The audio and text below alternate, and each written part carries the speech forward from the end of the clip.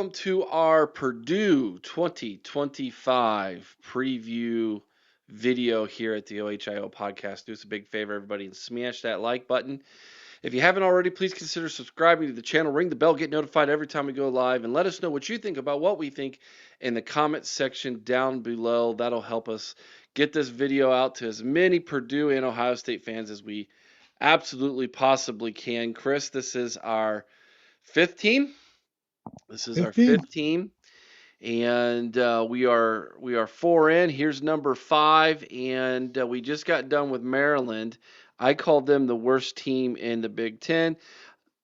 Second worst team in the Big Ten, I I'm think. thinking second because I'll tell you what, when you talk about a team that has a total of 5 returning players starting on both sides of the ball, And some of them didn't even start last year. right? But there's only 5 players who are in the system who are Right. anticipated to start. That's a The tricky one saying because positive because though, there's a they do lot have of guys Malcolm. there's a lot of guys from UNLV that came over with head coach, so they were in Yeah. his system. So Yes. it is what it is. But Purdue, Coach Walters is gone. He's now the defensive coordinator over at Washington, so we're still going to have to deal with him in the Big Ten as Ohio State fans. But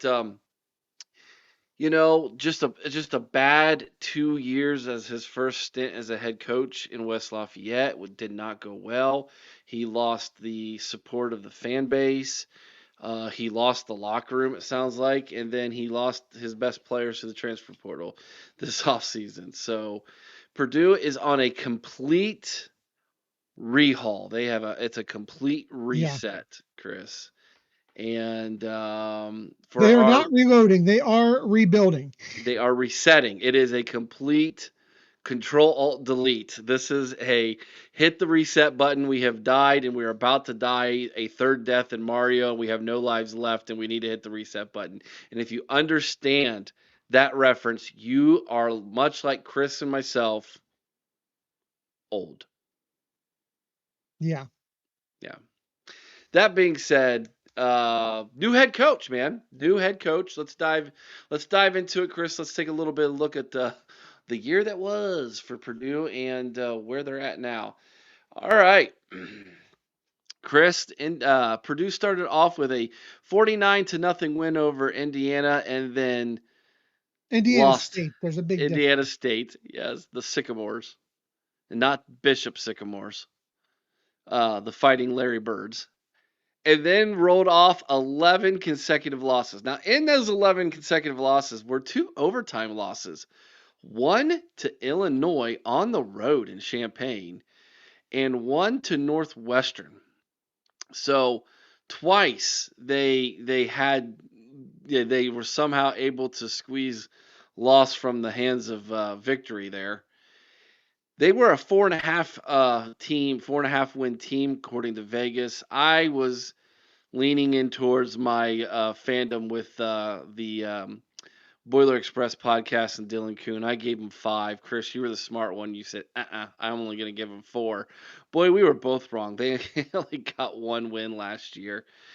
But in steps Barry Odom for his first season there in West Lafayette, where they play at Ross-Ade Stadium, which holds 57,236 smashed into that sardine of a stadium. Chris and I would know. All-time record now for Purdue, 642 wins to 608 losses, 48 ties. They have a bowl record of 11 wins to 10 losses, Mhm. and they do have 12 conference titles to their history, Chris. So that was the year that was for Purdue. It was disappointing, Eric. I Yeah. really did think they had the potential to get to those 4 wins that I predicted. Of course, between injuries for the last several years have hurt this team so bad. They had no depth. They had no depth, and I feel for Ryan Walters, a guy who I really hope does get another shot at being a head coach at some point down the road, because I do believe that he has the potential to be a decent head coach. And you look at this, I think Washington's going to be a great place for him to focus just on defense again. But Mm-hmm. this is a team that, Eric, it's scary how bad it was and to think that they were probably better than they're going to be this year.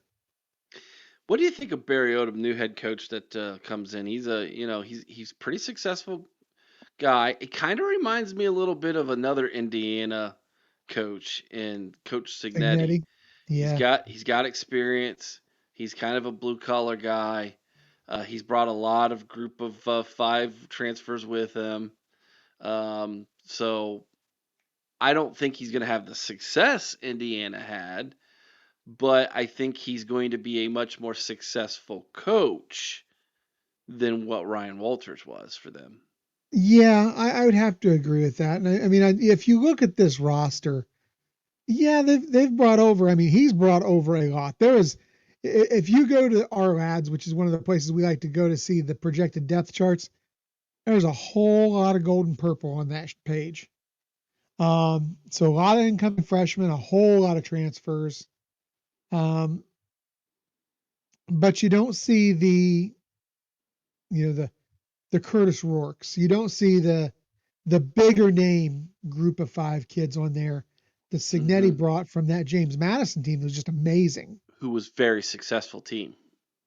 And while UNLV has had a couple decent years, they were not James Madison. They were not. No. And I don't think you can put that kind of pressure on Odom to perform at the same level that Signetti did last year.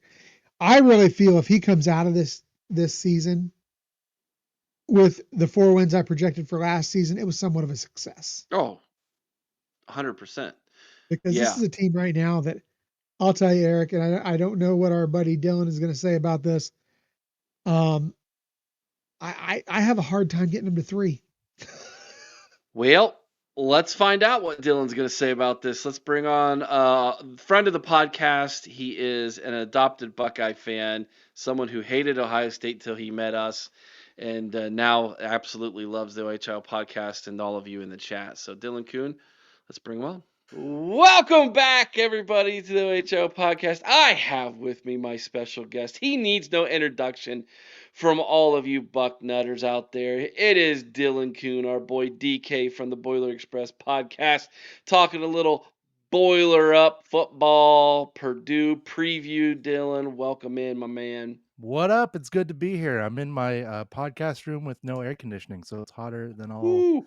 Well, let's Oof. speed through this, man. We'll just Yeah, me on a podcast speed through. That's never happened. we'll try. We'll try our best, dude. We'll try our best. Anything for you, Eric. I will walk on hot coals for you. Oh my gosh, you're making me blush. I tell you, Dylan, this is I've been looking forward to this preview for so much, and it's not because of your team. It's No. because of you. Yeah, But the team ain't nothing to write home about. but hey, I mean, we're gonna do our best to inform everybody. Maybe there might be some Purdue fan who appreciates us actually taking the time to legitimately preview this season for the Boilermakers. Now, I have on record as saying that this is not the worst team in the Big Ten. I am also on record in saying I think they find 3 wins this year. We'll throw a parade for 3 wins.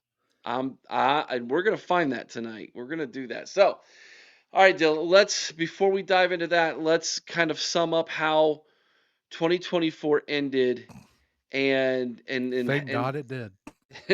and that way we can kind of fast forward into how we got here. So, you start the season off with a big old win against Indiana State. Home of Larry Bird. And then the wheels fell off that train, and the rest of the season was, pun intended, a train wreck. It was bad. It was real bad. Got ugly, and it got ugly quick. And here's the thing, like, I liked your head coach. Mm-hmm. I did. I felt like he didn't get a fair shake for 2 reasons. Number one, you guys had one of the most difficult schedules in the Big Ten. The injury bug struck you guys big time, and Walters just never could recover. It just seemed like so. Um, tell me a little bit. When did you guys know Walters wasn't going to be coming back for the third season. It was a weird. The whole Walters end was odd. There were a plethora of rumors going around about his personal life and what was going on. And I had heard from former players from his first year, people who worked at places around campus were DMing me things like he was doing this, he was doing that. I'm not in the business of TMZ. That's not how. I'm not gonna do anything. I'm reporting on sports. I'm talking about sports. That's all I'm gonna do. So it was weird, and it seemed like, when you look at the transfers out we had with Dylan Thieneman and Max Clare, these really really good players, and they dipped, and they not only dip, but they go to Ohio State and Oregon and all these top tier programs. And it left us thinking, like, I remember talking to the guys, like, why, how did we only win one game? If there that talent was on the roster, and we had these guys that Ohio State saw and Oregon saw, and they're like, oh, give me, like, why was it a coach thing? Was it a, it had to have been. I mean, if the talent's there, and it was, and Hudson Card didn't really shake out as well as we thought he would. Mockabee had a problem with fumbling last year. The defense was, you know, per solid per se, but again, you win one game, you got to answer for it. And because in today's day and age, winning only one game is a killer in so many different ways. When you think of recruiting, when you think of NIL possibilities, like not only recruiting, like who wants to come play for a one-win team, but who wants to sponsor a player who's on a one-win team? What business looks at a player from a one-win team and they're like, oh yeah, well, come do a commercial with this. Like there's so many ramifications anymore outside of recruiting. I think, the Indiana State game we win, I think it was like 45-0. Everyone's like, great, but it's Indiana State. Like, awesome, that's great, blanking them, amazing, but again, it's Indiana State. And then, Notre Dame happens. That was terrible. I was there. Ohio State happens. I was there. You were there, right? Mm-hmm. Yep, thought so. It, and I thought after those two games that, like, I remember telling the guys, I remember us talking, like, hey, maybe this is a wake up call. Maybe it's like, all right, now we got to buckle down and we got to get with it, because we cannot have a season this bad. And they had a season that bad. And it, to me, it, and this is just, comes from no insider information. This comes from nothing other than what I saw in the field. Uh, it's Control was lost somewhere. There was a sense of um, unorganization. Just nothing clear cut on what they were supposed to. You look at them play, and they just looked confused. They didn't look like they had any sort of willingness to win. It was like they went out there and they played for individual stats more than wins and losses, and that sucks. And as a season ticket holder, as a guy that's gone to games my entire life, uh, it was tough to see. So I knew Walters was going to be out strictly because the fan base was already, in a lot of opinions, he was on a hot seat. And then the two big losses build into 10 more bad losses. And I knew they weren't, because if they were going to bring him back, Babinski, our athletic director, and everyone involved in Purdue athletics, they were going to have to deal with some heat, and they're going to deal with some major heat, because Purdue fans are impatient. They're an impatient bunch, which is weird to me, at least. I mean, even Matt Painter, they were calling for Paint's job, not even 5 years ago. Mm-hmm. And, and that's Matt freaking Painter, one of the best coaches in college basketball. So then when you have a guy like Walters, of course they're going to kick him out of town. There was a lot going on around the program. Do I know any of it as truth? No, and I don't think any of it was. Maybe to a much lesser scale than people were DMing me, but I was getting some wild stuff. And it just to me seemed like just a lot of disruption, less there was really no organization. It was more um, disruptive and than anything, and that sucks, and you don't want to see that. But yeah, I mean, we knew Walters was going to be out just off of what we know how the fan base was going to react, and it's exactly what happened. They revolted. People were, I know, I saw on Twitter people emailing Babinski like these crazy emails, like get rid of him. You know, we're never buying season tickets again if you keep Walters around one more year. And I like you, I don't think he didn't get a fair shake from the fan base.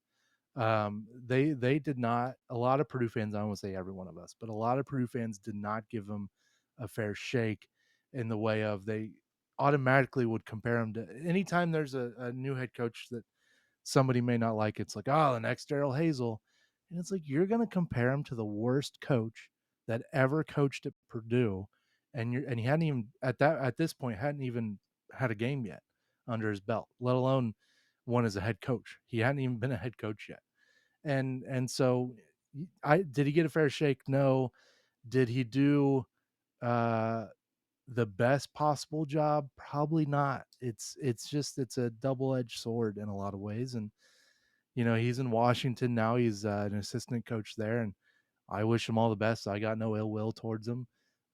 He just his first opportunity as a head coach was not a good one. Yeah.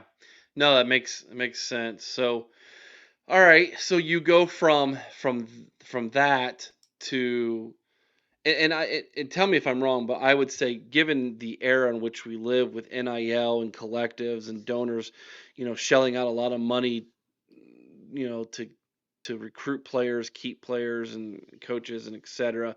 A one-win season is just unacceptable from those people, and those are the people that the athletic director has to keep happy when it comes to things like this. So, um, that being said, um,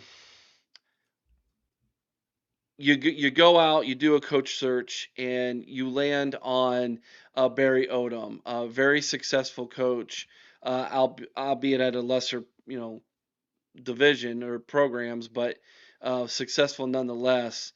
And he comes in now to be the new head coach at Purdue. So he's announced as the new head coach. Get us up to speed. Who is he? What's he like? And what did he do so far in this offseason? Barry Odom he gives me Jeff Brom vibes. If I were to compare him to Walters, Walters was heavy on social media. So like when he got Card, he makes a little video of him like doing a little dance in his car. And when it happened, I said, man, okay, that's how you relate to the young guys. I get it. Like that's fine. Barry Odom is the complete opposite. He is business. He is cut and dry. Like there's no messing around with him. And from what I've seen, from what Purdue Creative, the social media team, who's incredible, I sing their praises every time I can.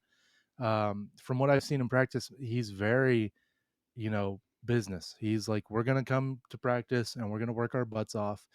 And if I don't see that, then there's gonna be repercussions. Like we're not gonna mess around. Like the messing around days are over. Um, but he also brings an energy. He brought with him, from his stops in the SEC in Missouri and Arkansas. He brought some guys from Arkansas, and so it's going to be cool to have kind of like an SEC insight on things, even though the Big Ten kind of runs things, obviously. But he's brought a kind of a lunch pail, hard hat kind of mentality, which I think is, I mean, our mascot wears a hard hat. Like it doesn't get. We are a Boilermaker. Like it does. Yeah, of course, it's got to be blue collar. And I see a lot of Brom in him. I hope he does. If he does half the job Brom does, I'll be stoked. And that's why I try not to compare him to Brom, because that's a tough act to follow. That's big shoes to fill. But he does give me that energy, and I like him. And I know, on our podcast, on the huddle, I sung Walter's praises, and people have given me flack for that. But I'm under the thought of, why would I root against our head coach? Like Hmm. no matter who the head coach is, I'm gonna root for him. Why would I not? Like that makes no sense. So I like what I see so far. I think he's brought a certain way of, hey, you're not going to come to Purdue, kind of like how Paint does. Paint kind of has the idea of, you know, I forget what the kid's name was, but went to Painter, said, I want, X amount of dollars or I'm not playing here. And Paint was like, all right, see you. Like, bye bye. Like, we don't want you here. And so I feel like there's a certain um, way that Purdue sports is done. I think Matt Painter's built that, and I hope that Odom kind of takes a couple pages out of Paint's book because that's a good book to learn from. Um, but he's brought in talent. I mean, the recruiting's looked good. I wish Russ was here because he follows recruiting a lot closer than I do. But I know a few guys. If I look at my notes here, we lost a bunch, but one guy that he's brought in that I'm excited for, his name's Carson Dean, a transfer from Arkansas. Quick linebacker, 6'4", 234 pounds, quick on his feet, and he's powerful. And I think, when you lose a guy like Dylan Thieneman, it's really hard to fill those shoes. But I think Carson Dean, it may not be the All American that Thieneman was his freshman year, but I think will. And he wears a cowboy collar, which is kind of cool. Those are kind of dead nowadays, but I like the look of the cowboy collar. And Carson Dean's bringing that. I hope he wears one at Purdue. So I'm real excited about what Odom's done. The coaches he's brought in are pretty rad. Very interactive with the fans. A few of them are, which I think is cool. I think that's one way you win over a fan base is you interact with them and you get to know them. And I know my good friend Stu Schweigert, Purdue alum, played 9 years with the Raiders. Uh, Odom's had a lot of them at practice, a lot of alumni, and that's always important to me personally, and I think to a lot of guys is having the alumni back because Purdue has a stellar fraternity of football alumni, and it of course starts with Drew Brees, but under him, I know Stu and Rod Woodson were just in town a few months ago and got to go to some practices, talk to Odom. And so that's really cool to see because, if these kids get to learn from Rod Woodson and Stu, just those two alone are two really good guys to learn from. So I like what he's doing so far. I have no complaints. I haven't seen much complaints from the fan base, which is good because normally we're a complaintive bunch. I've liked what he's done. I like the energy to the program, and it's not a swagger type of energy or like a hype, but like kind of like, we're gonna put our chin down, we're gonna get to work, and we're gonna get it done, and we're really gonna work our butts off and have a certain mentality. And I think that's the energy he's brought to the program, which excites me. So you mentioned uh, was it Carson or Carson Dean. Carson Dean? Okay. So let's just dive into the defense first with the projected starters, and this is going to be a who's who here because um, all these names are completely different to me. To Uh, me you, too. I mean, that's it. To all of us. I mean, if there is a roster in college football that has turned over more in the last year than Purdue, I think it maybe is Marshall. Mm. That's it. I think those are the two biggest rosters that have turned over the most. Marshall lost so many guys that they didn't even get to go to their bowl game I remember that. because Yeah, when their coach left, like 40 players left the program. that And they didn't have stinks. enough players to even go to, play in their bowl game. But I digress. Purdue has a lot of new players as well. So that being said, let's run through the defense and give me your projected starters. And let's start up front with the defensive line. Yeah, so the defensive line is going to be pretty solid. I know I was reading somewhere. Let me go through my notes. Going to be solid. I think we've brought in a pretty solid a bunch. Let's see. You caught me off guard. I didn't have my roster ready here, so we can cut That's all that out. right. No one's expecting perfection from you, DK, by I now. I know, but mean, normally they do. D'Amico Kennedy, he's going to be a good one. I know Russ and Frank are high on him. He's a Kentucky product. They're Kentucky guys. 6'2", 300 pounds. Gonna be a good one. And you know, he's a big fella. Let's see who else we got here. Trey Smith, sophomore, 6'4", 255. Gonna be solid. What else we got? Yeah, I mean those CJ are CJ Madden. CJ Madden. See, I'm most excited. I can't believe I couldn't remember CJ Madden. All of us at the Boiler Express podcast are really high on CJ Madden, and I feel like with a name like Madden, pretty good at football. Boom. Uh, boom. So it looks solid. Big bodies. You know, we like I said on defense, we've lost a lot of guys on the outside, but it's if we can bring in some of those SEC size, as we all know, the SEC has some big boys down there. Then I think we'll be good. I think hopefully there'll be some size. Dylan has said we like big bodies on Yeah, this podcast twice now. I I like think big he's trying bodies. to say something to me. I mean, you and I are big bodies, so I mean, takes one to know one. You know what I mean? Let's go to linebacker here. You mentioned Carson Dean. Who else we got? Carson Dean, like I said earlier, really excited about him. Quick on his feet. I've watched a little bit of tape. Parker Meese is a freshman. Probably won't see much playing time, especially if Carson Dean has a solid year. Let's see. We got Owen Davis, who looks like a plumber. He looks like a gritty, like just bald, has a little goatee going on, a little mustache. Looks and I feel like that's what makes for a good football player. Is if you look like a gritty electrician, plumber, construction guy, you're gonna be pretty good. Winston Berglund. I know Russ is high on him. Out of Carmel, Indiana, a hometown product. 6'2", 230. So there's some dogs. And I think we'll be pretty solid in the back there. Carmel, Indiana. I have worked there. It is one of the richest communities I've ever seen in my People don't life. realize Carmel, Indiana is home of the rich.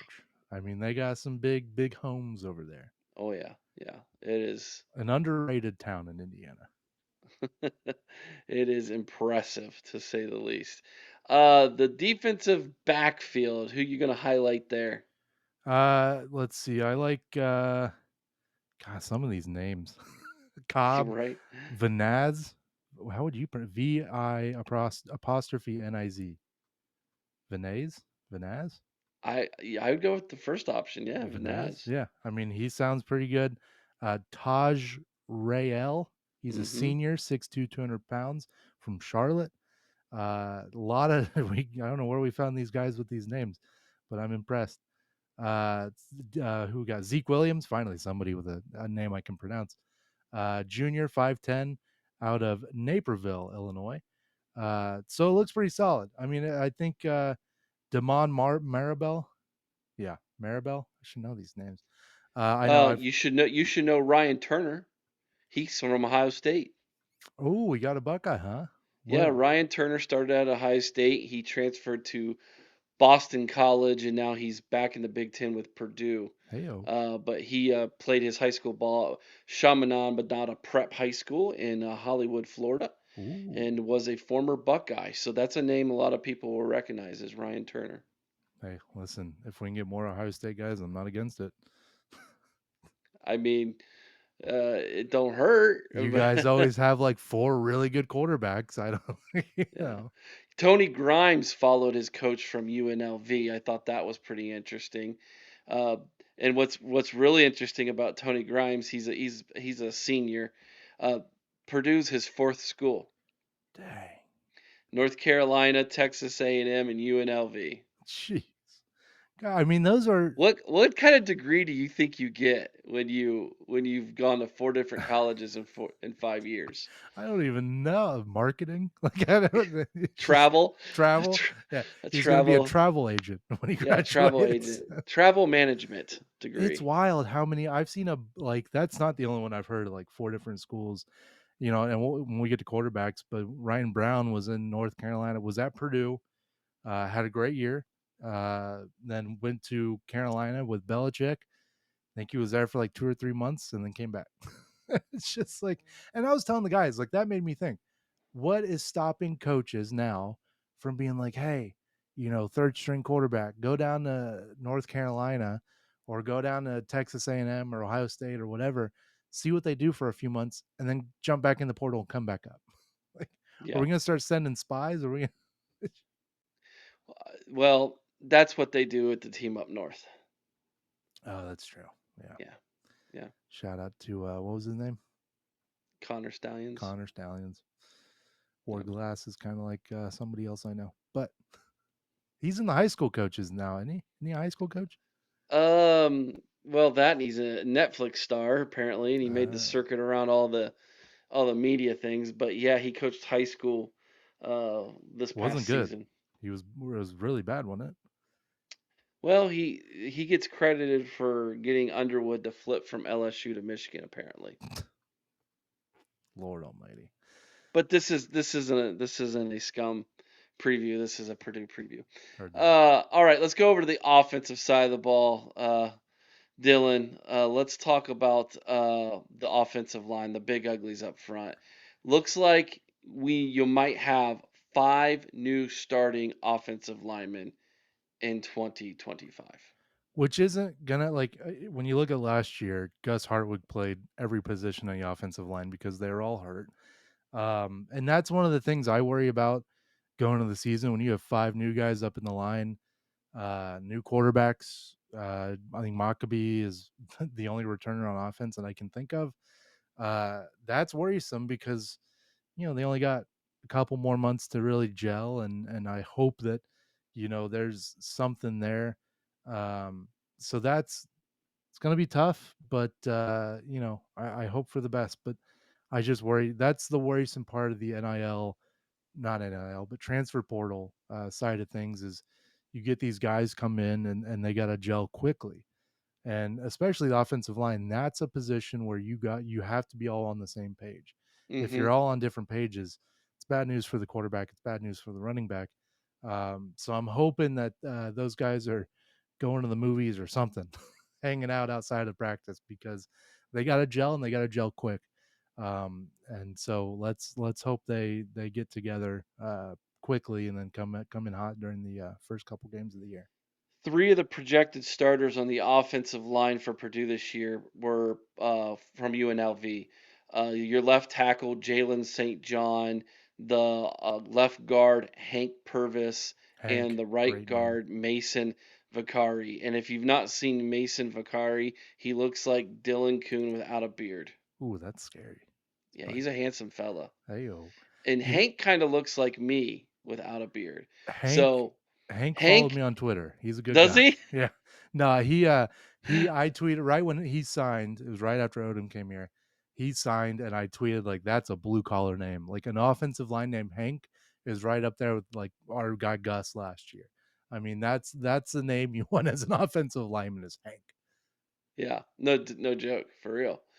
At wide receiver, you do have a Purdue guy who never started before, but is going to start, and he's not a transfer, but he's actually someone who's been with the program. And Denylon, I'm pretty sure. Denylon Morset. More set. Yep. Yeah, so at least you know that guy, Yeah. right? I mean, I mean, he's there's one. Georgia transfer, fairly certain, if I remember Yeah, correctly. from a couple Um, years ago. Yeah. he had a couple snaps last year. I don't know if it was a quarterback thing. A few of them I remember being overthrown, like just balls he couldn't get to. So I'm excited to see him. I know Frank's really high on him. He was excited. I mean, anytime you get a transfer from Georgia, granted we got a bunch of them, not a lot of them worked out, but Denylon's still here, so let's hope he becomes a little bit of a veteran presence in the locker room and gets some plays this year. He's not the only Georgia wide receiver who's on your roster that transferred in. You also got a youngster from originally from Goshen, Indiana, who went down to Georgia and is transferred back to the hometown state to play for Purdue. What a name for a wide receiver, Nitro Tuggle. Nitro Tuggle. Isn't that a name? Nitro. That's NIL possibilities through the roof. If he's not fast, I know. something ain't You right. can't have a name like Nitro and be me and be super slow. No, you can't. That's true. One of the positions that Purdue is definitely going to have to replenish is the tight end position. You guys lost a couple tight ends to the transfer portal. Of Yeah, course, Ohio tell me State about it, huh? Ohio State fans know that as well. We got one of them. The other one went to another school in the Big Ten. I can't remember which one. Um, shoot, Was it Indiana? no, it wouldn't been IU. I would have remembered that. 'Cause I But read, you lost your two tight ends in yeah. both the transfer portal, and so you're bringing in a UNLV tight end. Did you guys see the theme here? Well, Um, we have a lot of UNLV transfers, and at the beginning of the year when this all started, like every day it was UNLV transferred to Purdue, blah blah blah, and I made a welcome. It was the welcome to Las Vegas sign, and I photoshopped it onto Purdue's campus and said welcome to West Vegas, and East Vegas, yeah, yeah. I'm not well like West Lafayette was, and I said got it. I'm not saying anything about UNLV's alums, but some of them thought it was real. There was a good amount in my mentions of, oh my god, they stole this. They actually put up the sign, and I told the guys, I'm like, I didn't know my Photoshop skills were that good, but apparently they are. I mean, we are living in the AI age, my man. That's true. Yeah. So either way, you got Christian Moore, tight end from UNLV last year. He was the backup tight end for the running Rebs, or I think I know the UNLV, weren't they the Rebels running Yeah, I Rebs? think they're the running Rebs. Yeah. All right. So you do have Ryan Brown as the potential starter at quarterback. He is a Purdue kid. He just was the backup last year. Last season, he was 43 of 76 passing, 4 touchdowns, 2 interceptions in his limited time. Played a lot against Illinois Yeah. when he went 18 of 26 for 297 yards and 3 scores in that game.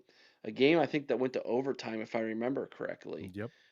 So if he can play like that, you might have something here, Dylan. He's tough too. Like he runs the ball. He doesn't slide. He goes head first, man. And I hope he's learned how to slide this offseason. He's a tough guy.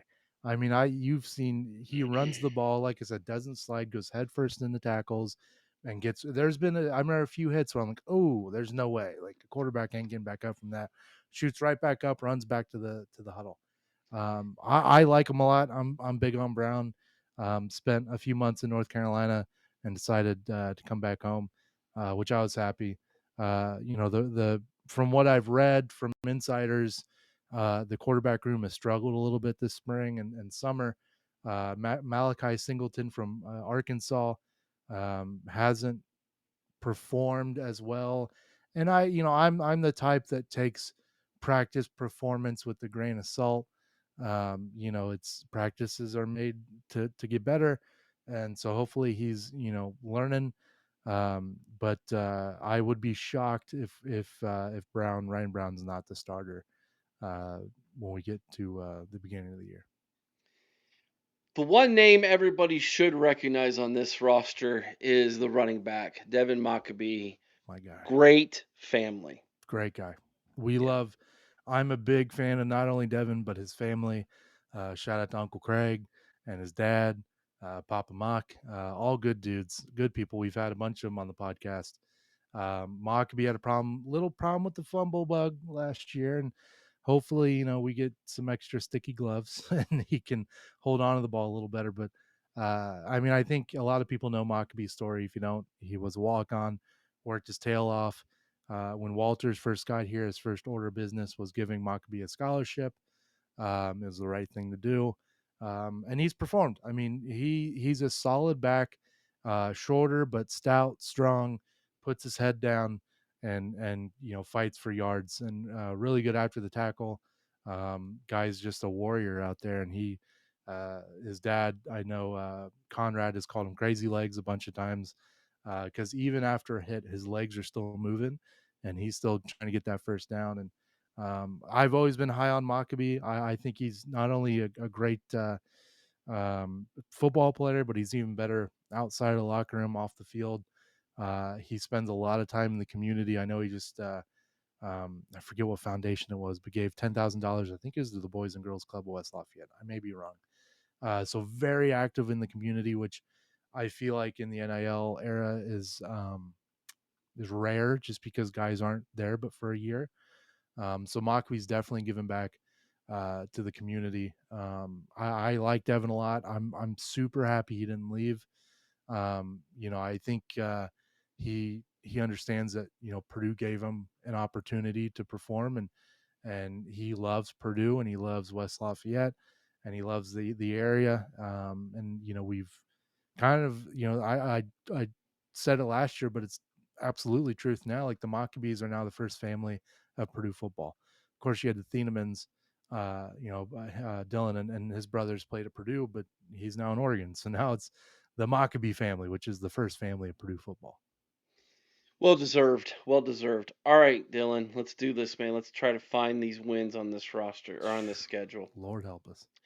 You start off August 30th against in-state MAC opponent Ball State. Let's go ahead and chalk that up as a win. Yeah, I feel pretty good about that one. September 6th, Southern Illinois. The Again, Salukis. the Salukis roll into town. I think you guys start 2-0. God, I hope. That's already better than what happened last year if you What? just do that right there. Exactly. From there, let's see if we can find a Big Ten win on this schedule. September 13th at home against USC. Okay, enough said. Yeah. September 20th, you just got to go just a little bit north. You're going to take on Notre Dame. That didn't go so well last year either. Nope. I mean, like, Notre Dame, we play them tough, excluding last year. Kind of like Ohio State, we always seem to play them tough, and we kind of hang around.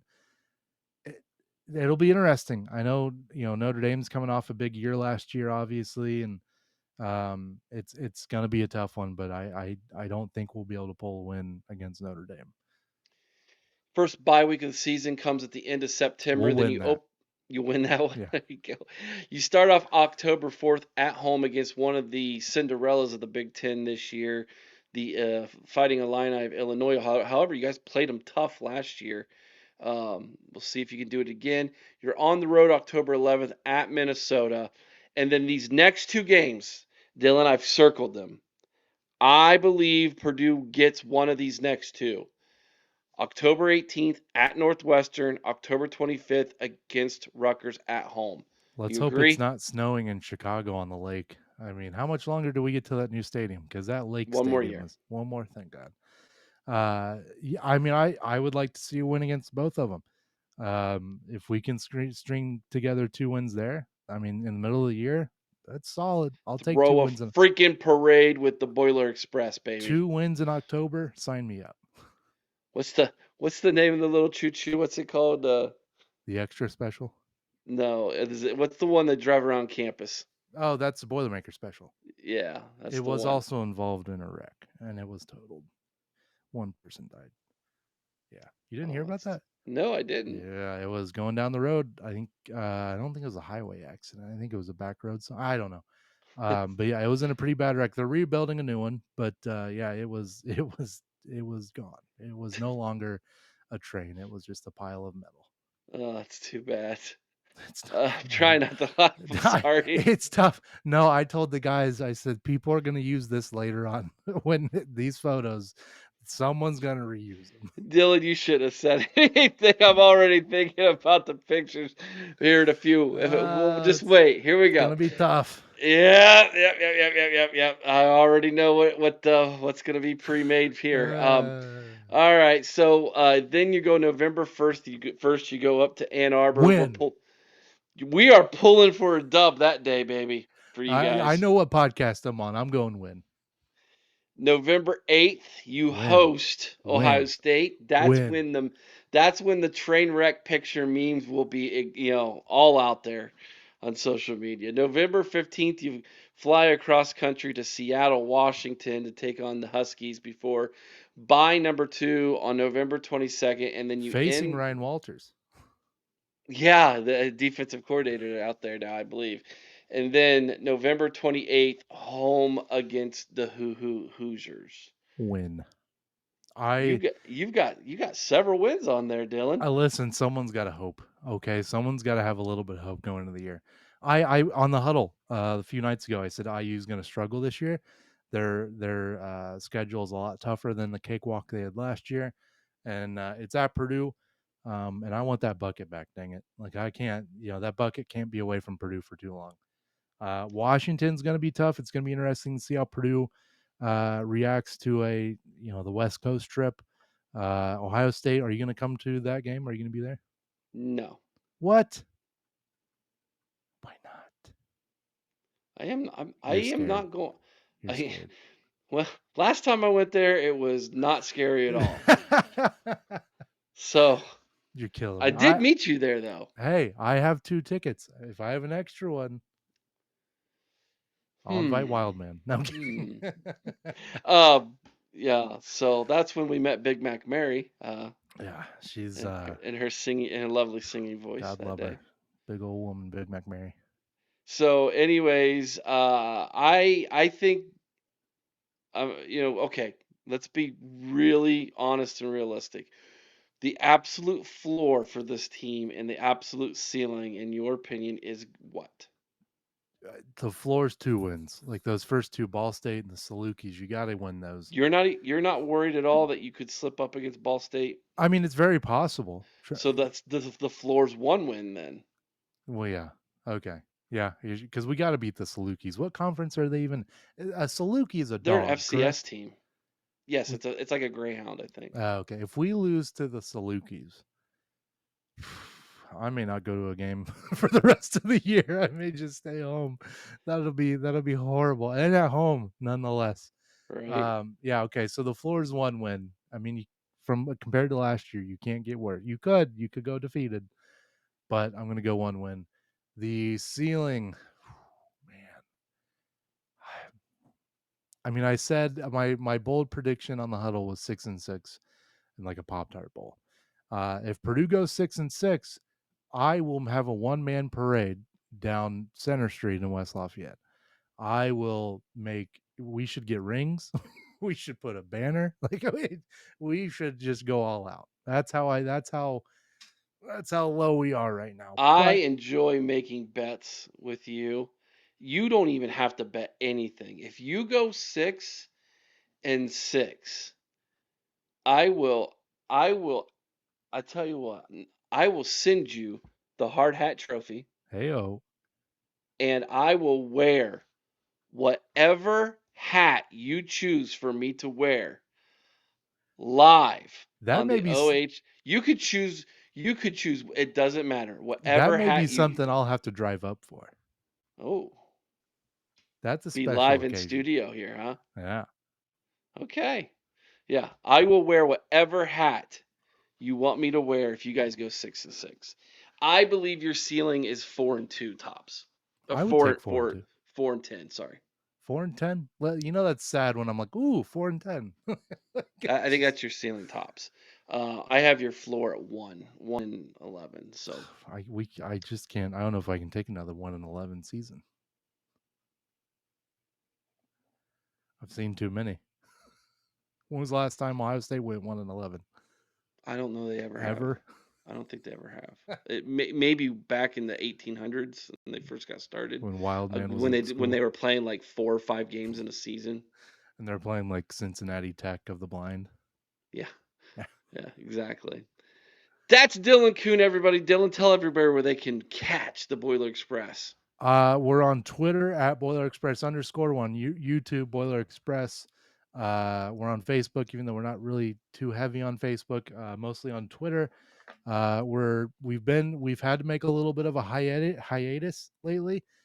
Turns out our guys got lives, and some with Chris at the Twins.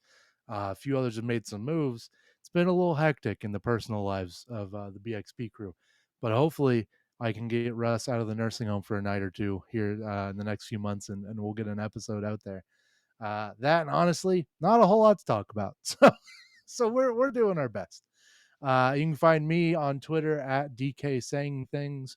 I've had to kind of make my Twitter a little incognito because of my current profession, and I didn't want my students finding my Twitter. So that's couldn't have that. So no, you can find us there. I'm in the comments here at the OHIO pod a lot. Hmm. I try to make it in as much as possible. I think I may be making a few more appearances from the sounds of things. Who knows? That's what they call a cliffhanger in the business. But you can follow me on Twitter. I met up with the guys at the tailgate for the spring game. Met a couple people there. Good people, you Ohio State people. I say this every time I'm on, but growing up, hated Ohio State with every bit of my fiber of my being, and now I met you all, and I like Ohio State a little bit more than I used to.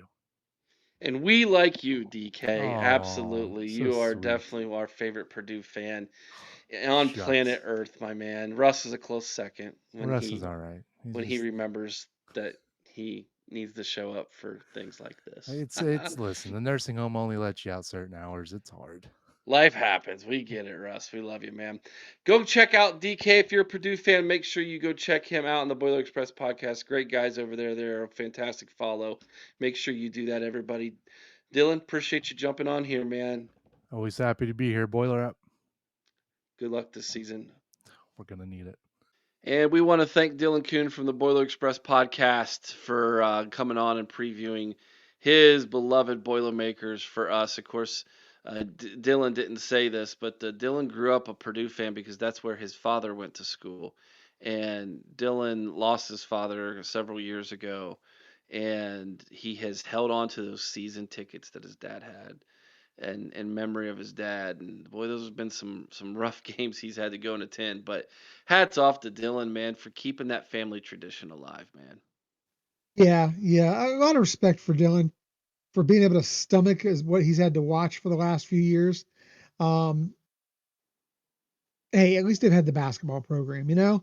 Yeah, they're That's good. Yeah, that's a positive for him because let me yeah, tell you, they're not a football school, Eric, and I hope that Coach Odom can get them to where they're at least competitive.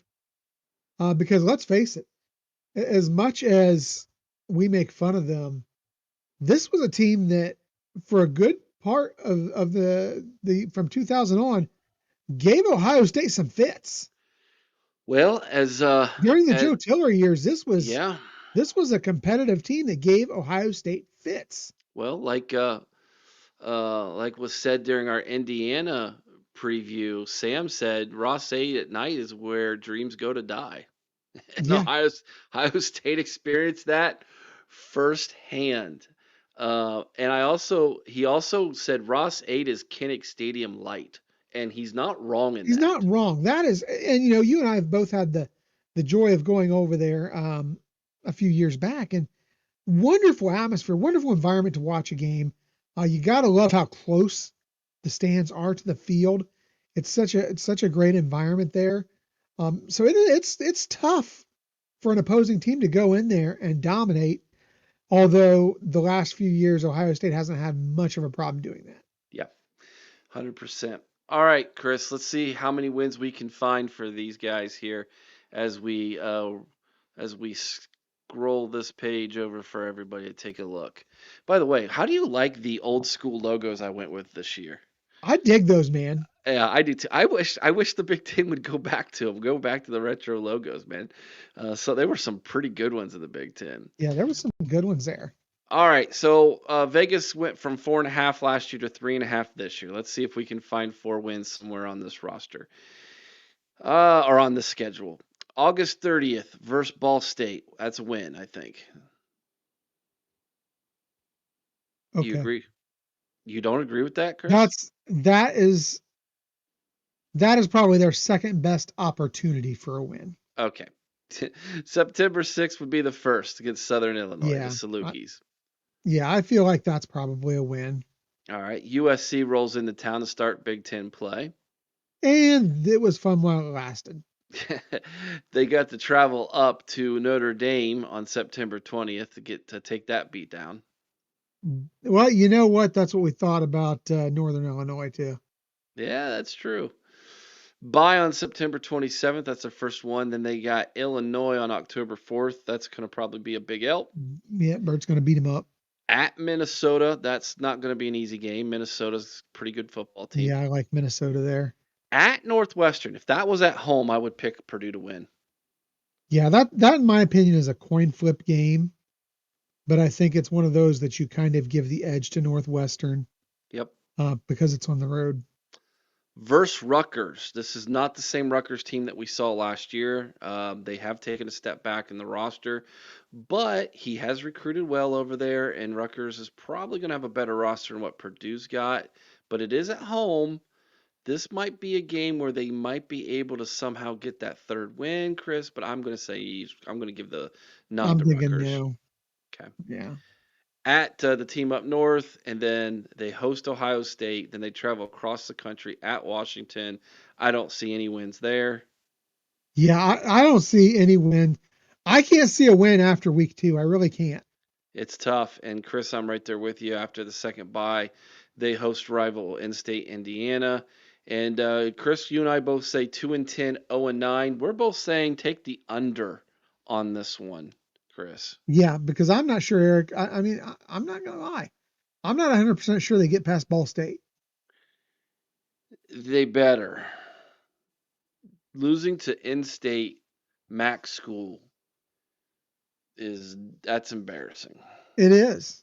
It is. It'd be the equivalent of us having, Losing to OU or Ohio or Toledo or yeah. Kent down here, Bowling Green, and do something to us. But I just I don't have a lot of confidence this first year. I think that, and this is where I was kind of sad. Ryan Walter was there, what, 2 full years, 2 3? years. 2. I really feel like they needed to give him at least one more year, Wasn't going to happen. but it wasn't going to happen after he lost the locker room and all the players started transferring. Too much too Too much much drama. too much smoke around some drama there that the donors weren't going to put up with, and you have to get that influx of money coming into your program to be Yeah, successful, and so they needed to make a change. So in steps the new regime. It is now going to be Barry Odom's attempt first year to go at this thing. We'll see how he does. But 2 wins is still better than 1. it is. It is. And we saw this great experiment that Signetti did last year be very successful, and I'm serious. I'm 100% on board with the fact that if he can come anywhere close to getting 4 wins this season Ticket tape with parade, baby. this, yeah, absolutely. Jump on the jump on the Boiler Special and take a ride around campus and celebrate, man. You They're gonna deserve it. rename it the Odom Express. The Odom Express. Well, folks, make sure you hit that thumbs up button. If you are a Purdue fan, tell us what you think down in the comment section below. Buckeye fans, let us know what you think about the Boilermakers this season. We want to know what you think as well. Hit that like button, like we said. Make sure you subscribe to the channel if you haven't already. And make sure you keep tuning into these every Wednesday and Friday night until the season starts. We're going to keep bringing them to you. They're called 2-a-days. They're 2 previews every single week. We've been doing it now for 4 or 5 years. I don't know. It's been a long time. We used to do them on Back when it was Sunday. still only 12 teams. Yeah, we used to do them on Sunday nights. And as our regular roundtable discussion, and then we've moved them to when we came to YouTube, we moved them to midweek. So here they are, and we've been bringing on guests to tell us all about the team they cover. So hope you're enjoying it. Let us know what you think down in the comment section below. We'll have another one for you this Friday. Next up, it's going to be a pretty doggone good team in the Big Ten. The Illinois Fighting Illini are next. So. Again, thank you so much, everybody. We appreciate each and every single one of you. Be kind to one another. I owe someone's OH. Sing Carmen, Ohio with all your heart. Till next time, Chris, you know what to do. OH. I know. Go Bucks.